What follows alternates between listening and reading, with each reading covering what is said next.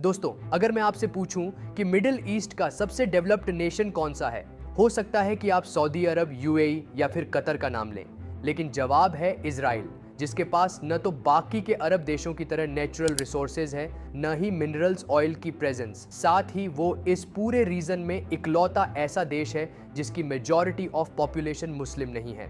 इन सब के बावजूद ये देश इस रीजन का सबसे डेवलप्ड नेशन है, लेकिन उसके साथ ही दुनिया के उन चुनिंदा देशों में शामिल है जो अपनी इंडिपेंडेंस के बाद से ही वॉर लाइक कॉन्फ्लिक्ट्स का हिस्सा बनते रहे हैं। और इजराइल में तो ये कॉन्फ्लिक्ट पिछले 7 दशकों से खत्म होने का नाम ही नहीं ले रहे हैं, जिसका सबसे रीसेंट एग्जाम्पल हमास का इजराइल के कोस्टल सिटीज पर मिसाइल अटैक्स। अब यहाँ सवाल उठता है कि आखिर इजराइल के साथ ऐसा क्यों है और क्या इजराइल कभी इस कांस्टेंट थ्रेट ऑफ डेंजर से बाहर निकल पाएगा?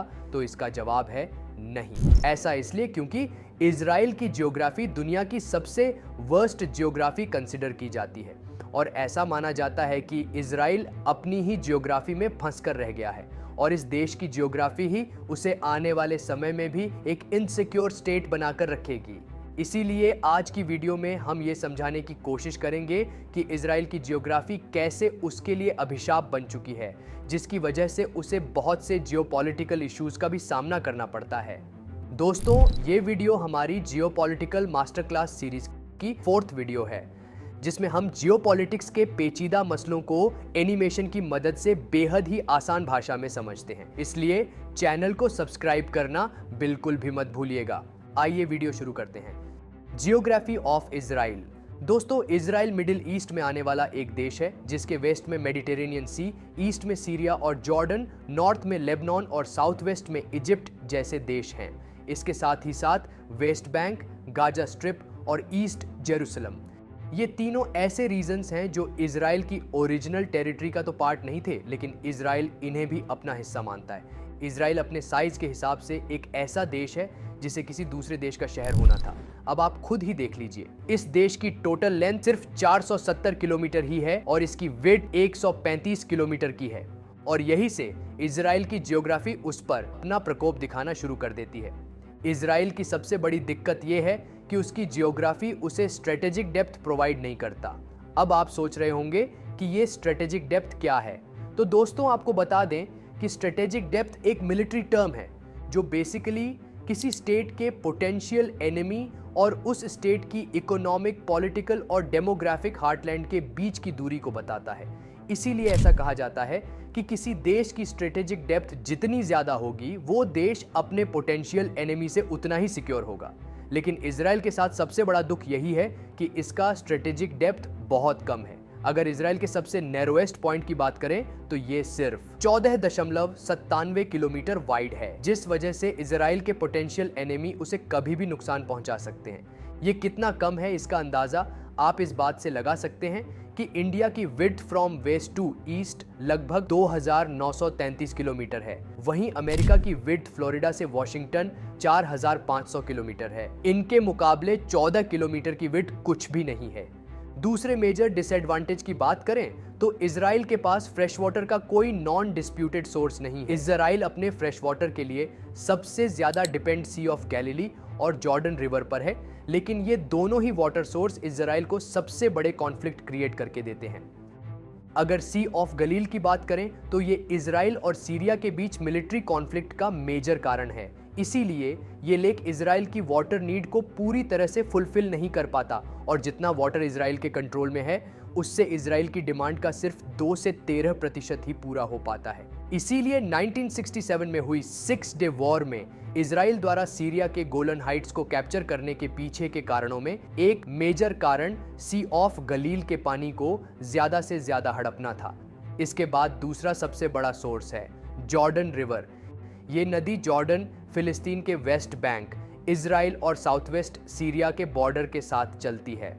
जॉर्डन रिवर पर इजराइल के साथ ही उसके बाकी के पड़ोसी अरब देश भी अपना हक जताते हैं, इसलिए ये नदी इजराइल के वाटर सप्लाई से ज़्यादा कॉन्फ्लिक्ट क्रिएशन में मेजर रोल प्ले करती है। आपको बता दें कि 1964 से 1967 तक इजराइल और बाकी के पड़ोसी अरब देशों के बीच इसी रिवर को कंट्रोल करने के लिए कॉन्फ्लिक्ट चलता रहा। इस तरह से देखा जाए तो एक तो इजराइल के पास कोई खास वाटर रिसोर्स है नहीं, और जो सबसे बड़े रिसोर्स हैं भी वो लगातार हो रहे कॉन्फ्लिक्ट की भेंट चढ़ रहे हैं। इसी जियोग्राफिकल कर्ज की वजह से इजराइल में सॉल्टेड वाटर को प्यूरिफाई करने पर बहुत पैसे खर्च करना पड़ता है। आपको बता दें कि आज इजराइल में पोर्टेबल वाटर की 50% नीड को 5 मेन डिसैलिनेशन प्लांट्स की मदद से पूरा किया जाता है, जहां सी वाटर को पीने लायक बनाया जाता है। वरना तो इजराइल की ज्योग्राफी ऐसी है कि वो वहां के लोगों को प्यासा ही मार दे। इसके अलावा इजराइल की शापित ज्योग्राफी का अंदाजा इस बात से भी लग सकता है कि इसका मेडिटेरेनियन सी के साथ लगने वाला कोस्टल प्लेन का हिस्सा, जो मोस्ट पॉपुलेटेड और इंपॉर्टेंट रीजन है जहां देश की हाफ ऑफ द पॉपुलेशन रहती है, ये हिस्सा गाजा स्ट्रिप से कनेक्टेड है, जिस पर भले ही इजराइल अपना क्लेम करता है, लेकिन ये रीजन हमास के अंडर है, जिस वजह से इजराइल का मोस्ट इंपॉर्टेंट रीजन, जहां पर कंट्री के सभी major cities, airports, seaports, biggest industries, tourist facilities और पॉलिटिकल इंस्टीट्यूशंस मौजूद हैं, वो हमेशा टेररिस्ट अटैक के खतरे से जूझता रहता है, जिसकी वजह से इजराइल को इकोनॉमिक लॉस झेलने पड़ते हैं। ये रीजन इजराइल का मोस्ट फर्टाइल रीजन भी है। इसी रीजन के एग्रीकल्चर पर इजराइल की जीडीपी और ग्लोबल ट्रेड डिपेंड करता है।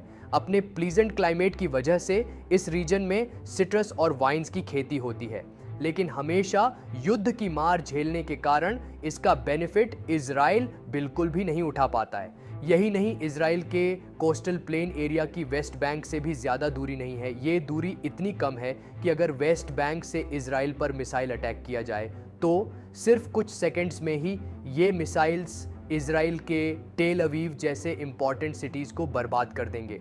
और अगर इजराइल का कोस्टल प्लेन्स किसी तरह से बर्बाद हो गया तो फिर इस देश की ज्योग्राफी एक डेड लैंड के अलावा और कुछ नहीं बचेगी।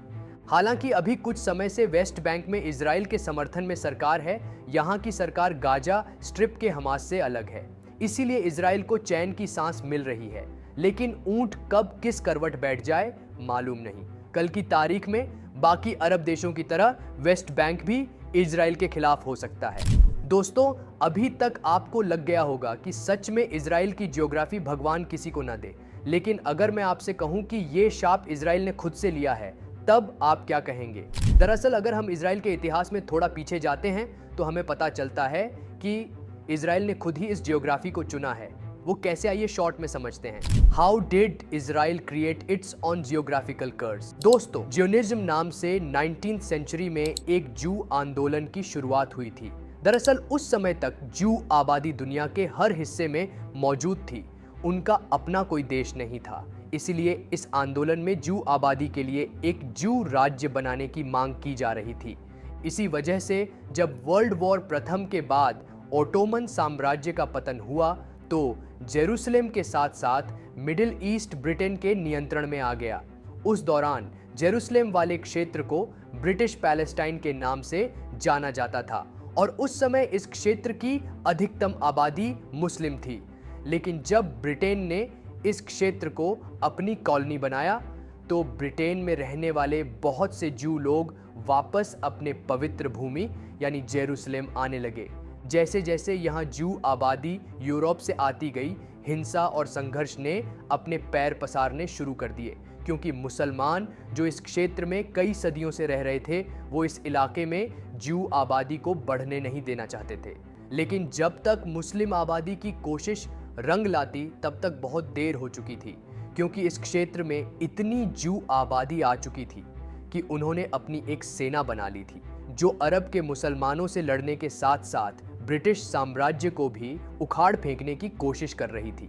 इसलिए इस क्षेत्र में संघर्ष और हिंसा बढ़ता गया, जिसे देखकर 1947 में संयुक्त राष्ट्र को इसमें दखल देना पड़ा। यूएन ने सुझाव दिया कि इस क्षेत्र को 2 अलग राज्यों में विभाजित कर देना चाहिए। साथ ही जेरूसलेम, जिसको लेकर सबसे ज्यादा संघर्ष है, उसे अंतरराष्ट्रीय क्षेत्र बना देना चाहिए। जिसके बाद यह उम्मीद की जा रही थी कि अगर जू लोगों को अलग देश मिल जाता है और अरब को अंग्रेजों से आज़ादी मिल जाती है तो इस क्षेत्र में होने वाले संघर्ष समाप्त हो जाएंगे। इस तरह से पूरे रीजन को 2 ऑलमोस्ट इक्वल पार्ट्स में बांट दिया गया और नए बॉर्डर प्रपोज किए गए, जिसे जू लोगों ने तो मान लिया, लेकिन इस रीजन से लगे हुए बाकी के अरब देशों ने इस प्रपोजल को एक अलग तरीके का यूरोपियन कॉलोनियलिज्म कहते हुए रिजेक्ट कर दिया।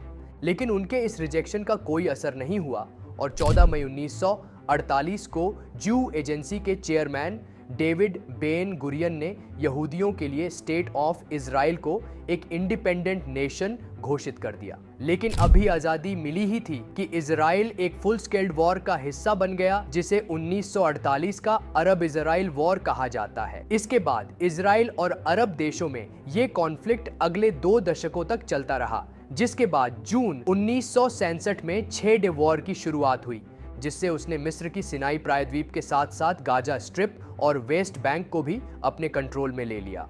और जब वॉर खत्म हुई तो इजराइल की टेरिटरी करीब 3 गुना हो गई। इस तरह से इजराइल ने अपनी टेरिटोरियल बाउंड्री तो बढ़ा ली, लेकिन उसने पैलेस्टाइन के साथ ही साथ जॉर्डन, सीरिया, मिस्र जैसे बाकी नेबरिंग कंट्रीज को भी अपना दुश्मन बना लिया, जिस वजह से आज इजराइल की पूरी जियोग्राफिकल टेरिटरी उसके सबसे बड़े दुश्मनों द्वारा घिरी रहती है, चाहे वो साउथ वेस्ट से मिस्र हो, नॉर्थ ईस्ट से सीरिया हो या सेंटर में पैलेस्टाइन हो। ये सब इजराइल को कांस्टेंट थ्रेट ऑफ वॉर में जीने को मजबूर करते हैं, जिस वजह से इजराइल को अपनी इकोनॉमी का एक बहुत बड़ा हिस्सा डिफेंस, न्यू एज वेपन्स और मिलिट्री पर खर्च करना पड़ता है।